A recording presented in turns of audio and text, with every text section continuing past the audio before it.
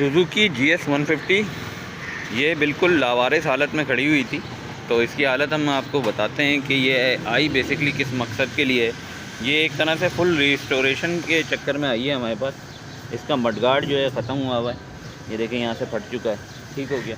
आगे बढ़ते हैं तो हम देखते हैं इसका जो है कोई चोर बैटरी चोरी करने के चक्कर में इसका साइड कवर भी ले गया। फिर इसका पिछला मडगार्ड भी नहीं है, ठीक हो गया। फिर इसकी बैकलाइट भी नहीं, ख़त्म हो चुकी है। फिर आगे बढ़ते हैं तो ये देखें इसके चिमटे के बुश भी ख़त्म है, पूरे के पूरे जर्क मार रहे हैं, ठीक हो गया। फिर आगे बढ़ते हैं तो इसका लीवर भी टूटा हुआ है। और मज़ीद ये कि इसका टायर भी फटा हुआ है। और अभी मैं आपको इसका स्टार्ट करके दिखाता हूँ कि इसकी हालत क्या है। स्टार्ट कर दी है मैंने, तो इसमें टाइमिंग चेन की आवाज़ वाज़े है, थोड़ा RPM बढ़ाओ। और टैपेट की आवाज़ भी है, टाइमिंग चेन की आवाज़ भी है। तो और इस पर आप लीकेज देखें कि लीकेज कितनी है। इसमें बेसिकली ऑयल की कमी की बुनियाद पर जो है टाइमिंग चेन आवाज़ मार जाती है। बहुत ज़्यादा ये लीकेज कर रहा है इसका इंजन। तो इसके जो है अभी मैं पूरा खोलूँगा और इसके बाद मैं आपको दिखाता जाऊँगा इसमें अभी ज़रूरी क्या क्या काम करना है बजट के मुताबिक कस्टमर के, क्योंकि इसके पिछले जम भी लीक हैं और ये रिपेयरेबल नहीं होते।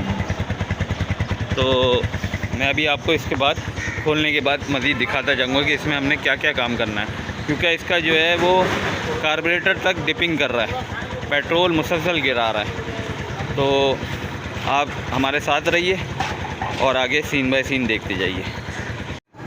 तो व्यूअर्स, बाइक तकरीबन पूरी खुल चुकी है।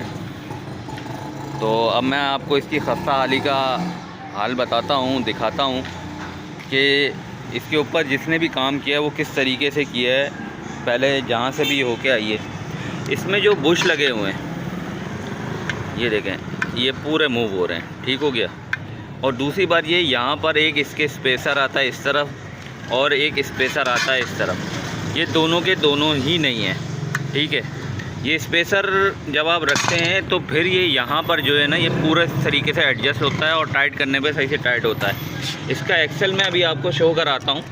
उसने इसको टाइट करने के लिए क्या किया, उसने इसके अंदर ये वाला एक स्पेसर रख दिया। हालांकि ये स्पेसर इस्तेमाल नहीं होता इसमें सिर्फ एक ये वॉशर इस्तेमाल होता है और एक ये नट इस्तेमाल होता है, बस।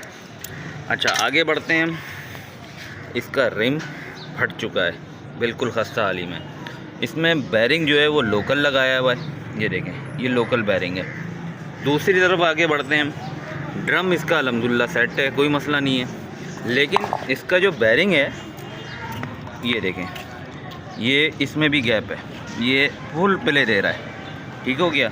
और ये कौन सा इस्तेमाल हुआ है, ये भी भाई कोई लोकल इस्तेमाल हुआ है। ये देखें इसके ऊपर भी ना कोयो ना नाची ना NTN कुछ भी नहीं लिखा हुआ। आगे बढ़ते हैं हम। इस पॉकेट जो है इसमें वो चोहो का इस्तेमाल हुआ है, ठीक है, जेन्युइन ये भी नहीं है। अच्छा, इसका बैरिंग देखें, इसमें भी प्ले है। मैं बैरिंग के प्ले की बात कर रहा हूँ, अंदर की जो स्पेसर है उसकी बात नहीं कर रहा, ठीक है। इसमें भी प्ले है, ये भी चेंज होगा। ब्रेक शू इसमें एलन के इस्तेमाल हुए हैं, लोकल हैं ये भी आपको जो है ब्रेकिंग सिस्टम में फ़ायदा नहीं देंगे, सिर्फ ये नाम के होते हैं। आगे बढ़ें। एयर फ़िल्टर मेरे ख़्याल से रिसेंटली चेंज हुआ है लेकिन लोकल है, ठीक है। आगे बढ़ते हैं। कार्बोरेटर का हाल आप लोगों के सामने है। ये कार्बोरेटर इसका पता नहीं कब जो है वो इसको सर्विस किया गया है। अच्छा, इसमें जो एक और जो आप कह लें कि ट्रेजेडी है वो ये है कि इसमें 70 का प्लग इस्तेमाल किया गया है भाई। तो 70 का प्लग उस वक्त इस्तेमाल करते हैं इस बाइक में कि जब इसमें ये ऑयल उठा रही होती है, ये ऑयल कम करना शुरू करती है, मतलब स्मोक देना शुरू करती है, तो 70 का प्लग डाल दिया जाता है इसमें। तो इसका मतलब है ये कल ही मुझे अंदाज़ा हो गया था कि ये जो है ऑयल कम कर रही है जब इसकी टाइमिंग चेन ने आवाज़ मारी है। तो अब ये बात भी वाज़े हो गई कि इसमें क्या मसला है कि ये ऑयल कम कर रही है। वाकई में इसमें रिंग पिस्टन का भी मसला होगा, ठीक है। तो ये सारी चीज़ें मैंने अभी आपको दिखा दी हैं। तो अभी मैं आपको इसको चेंज जब कर रहा हूँ तो वो भी सारी चीज़ें आपको दिखाऊँगा कि मैं इसमें क्या क्या इंस्टॉल कर रहा हूँ।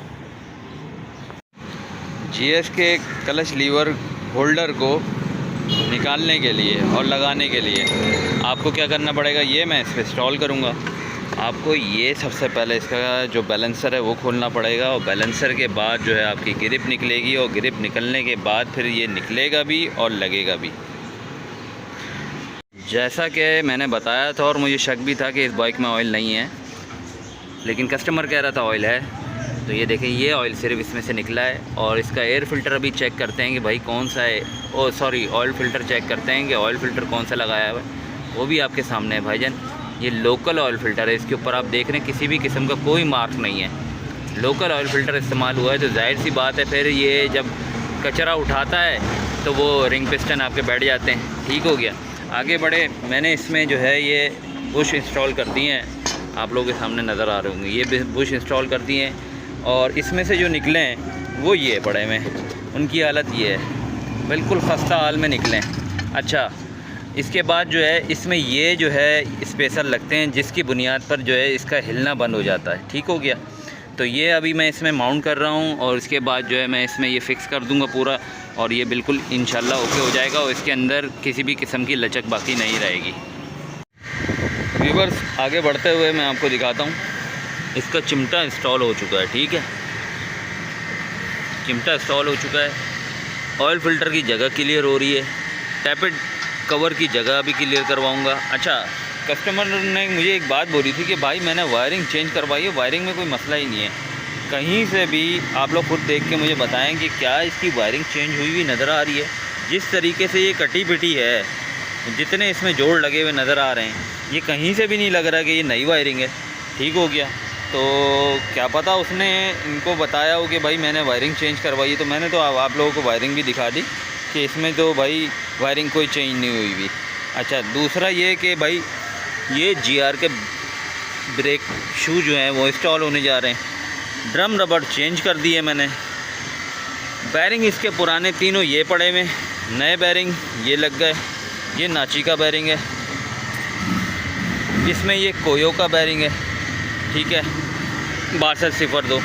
और इस तरफ भी मैं आपको दिखाता हूँ, तो ये भी कोयो का बैरिंग इस्तेमाल किया है। ठीक हो गया, तो इसके बाद अब मैं जो है इसकी टैपेट क्लियरेंस करूँगा, सीले डालूँगा, और एयर फ़िल्टर और कार्बोरेटर वॉश करते हुए मैं आपको दिखाऊंगा कि मैं कार्बोरेटर कैसे वॉश कर रहा हूँ। एक बार फिर मैं दिखाऊंगा आपको इस वीडियो में, और इसके बाद इंशाल्लाह इसको स्टार्ट करके फ़ाइनल इसको आपको दिखाएंगे कि कैसी हो गई है। GS 150 के टैपेट सेट करने के लिए आपको मैग्नेट जो है वो टॉप डेड सेंटर पर लाना पड़ेगा। ये देखें, ये नज़र आ रहा है, ये इससे मैच होना चाहिए। ठीक हो गया, इसके बाद आपने चेक करना है कि आया ये लूज़ हैं या टाइट हैं। तो इसका एक टैपेट लूज़ है और एक टैपेट टाइट है। इसका जो एग्ज़िट है वो लूज़ पड़ा हुआ है, और इनलेट जो है वो टाइट पड़ा हुआ है। तो अभी मैं उनको एडजस्ट करूँगा, और इंशाल्लाह फिर ये बिल्कुल ओके हो जाएंगे। और इसके बाद मैं इसकी टाइमिंग चेन भी सेट करने की कोशिश करूँगा कि टाइमिंग चेन वैसे ही सेट हो जाए, वरना जो है फिर इसकी टाइमिंग चेन चेंज ही होती है। टैपेट सेटिंग करने के बाद अब मैं जो है इसका ऑयल फ़िल्टर जो है फ़िट करने जा रहा हूँ, वो भी आप लोगों के सामने जेन्युइन फ़िट कर रहा हूँ। ठीक है, पहले इसमें क्या कौन सा लगा हुआ था वो भी मैंने आपको दिखा दिया था, लोकल था। तो उसके बाद जो है इसका ये भी फट चुका है कई जगहों से, ये देखें। तो जब ये पकड़ेगा ही नहीं तो अंदर जो है आपके कार्बोरेटर में जो है कचरा जाएगा, यहाँ से एयर जाएगी गंदी, तो उसकी बिना पे हमें ये भी जो है इसका हॉस पाइप चेंज करना पड़ रहा है। उसके बाद जो है इसमें ऑयल डालेंगे और इंशाल्लाह इसको स्टार्ट करेंगे। व्यूअर्स, इस कार्बोरेटर को जो है मैं सर्विस कर चुका हूँ। इसकी अगर वीडियो देखनी है तो आप शॉर्ट वीडियो में देख लीजिएगा। इसी बाइक की मैंने इसी कार्बोरेटर की वीडियो बनाई है कंप्लीट ना तकरीबन, तो वो आप लोग देख लीजिएगा, उसमें मैंने क्या क्या किया है। अच्छा, इस बाइक में अब मैंने हॉस पाइप भी इसका चेंज कर दिया, बस इसको मैं फ़िटिंग करने पे जा रहा हूँ, और उसके बाद मैं आपको इसका अगला स्टेप दिखाता हूँ। व्यूअर्स देखें, दोनों प्लग्स में आपको साफ़ वाज़े फ़र्क नज़र आ रहा होगा। ये 70 का है, ये लगाया हुआ था, ये GS का ये लगाना चाहिए। ठीक है, अभी मैं इसमें यही इंस्टॉल कर रहा हूँ। व्यूअर्स, इसका फ्रंट ड्रम जब मैंने खोला तो मैंने सोचा इसमें भी GR के ब्रेक शू डाल देंगे हम, लेकिन इसके आप देख रहे हैं ड्रम का हशर बहुत बुरा हुआ है, अंदर से कट लगे हुए हैं, लाइनें आई हुई हैं। तो इसमें GR का ब्रेक शू डालना बेकार है, क्योंकि वो काफ़ी कॉस्टली होता है और फिर जो है फ़ायदा नहीं होगा। और इसमें जो ब्रेक शू जो हैं वो भी बड़ा गर्क हुए हैं। ठीक है, ये देखें, ये हालत हुई है, इन पे भी लकीरें आ गई इसी वजह से। इसके बैरिंग भी जो हैं वो ख़त्म हो चुके हैं। दूसरी साइड में आपको दिखाता हूँ, ये देखिएगा एकदम इनका कबाड़ा हो चुका है। तो अभी इसके बैरिंग भी चेंज हो रहे हैं, इसके ब्रेक शू भी चेंज हो रहे हैं। ठीक है, ब्रेक शू ये डाल लें, इसमें हम वो वाले नहीं रख रहे क्योंकि मैंने आपको बताया कि ड्रम बेड़ा गर्क हो चुके हैं। और बैरिंग जो है मैं इसमें ये वाले रख रहा हूँ। बिस्मिल्लाहिर्रहमानिर्रहीम। तो भाइयों, ये जो बाइक हमारे पास खस्ता हाल में आप लोगों के सामने आई थी, जो मैंने आप लोगों को शुरू में वीडियो में दिखाई है, अब ये मुकम्मल हो चुकी है। तो अब मैं आपको इसकी स्टार्टिंग दिखाता हूँ। पहले तो ये शौक उठा के स्टार्ट की थी मैंने और इसका सेल्फ काम ही नहीं कर रहा था। तो अब मैं हाफ़ क्लिक पे अल्हम्दुलिल्लाह ये स्टार्ट हो गई है। सुन इंजन है, कोई साउंड नहीं है। ठीक है, रिदम साउंड पे खड़ी हुई है अपने जैसे का आइडल पे आता है और कोई मसला नहीं है। और मैं अब आपको इसका एक्सीलेटर भी फुल दे के दिखाता हूँ कि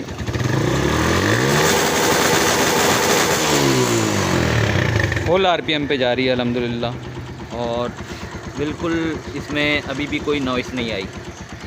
तो आप लोगों से बस यही गुजारिश है कि चैनल को लाइक कीजिए, सब्सक्राइब कीजिए और इस वीडियो को शेयर कीजिए। अल्लाह हाफ़िज़।